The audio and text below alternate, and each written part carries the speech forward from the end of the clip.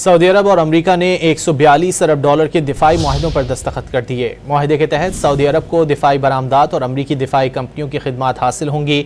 White house से जारी एलामिये के मुताबिक अमरीकी सदर के दौरे सऊदी अरब के दौरान मेज़बान मुल्क ने अमरीका में 600 अरब डॉलर सरमायाकारी का यकीन दिलाया है। तवानाई, टेक्नोलॉजी, ग्लोबल इंफ्रास्ट्रक्चर और मादनियात के शोबों में सरमायाकारी की जाएगी। सऊदी अरब और अमेरिका ने 142 अरब डॉलर के दिफाई मुआहदों पर दस्तखत कर दिए। मुआहदे के तहत सऊदी अरब को दिफाई बरामदात और अमरीकी दिफाई कंपनियों की खिदमात हासिल होंगी। व्हाइट हाउस से जारी एलामिये के मुताबिक अमरीकी सदर के दौरे सऊदी अरब के दौरान मेज़बान मुल्क ने अमरीका में 600 अरब डॉलर सरमायाकारी का यकीन दिलाया है।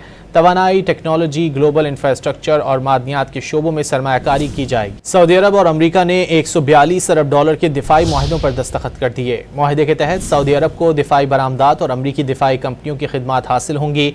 व्हाइट हाउस से जारी एलामिये के मुताबिक अमरीकी सदर के दौरे सऊदी अरब के दौरान मेज़बान मुल्क ने अमरीका में 600 अरब डॉलर सरमायाकारी का यकीन दिलाया है।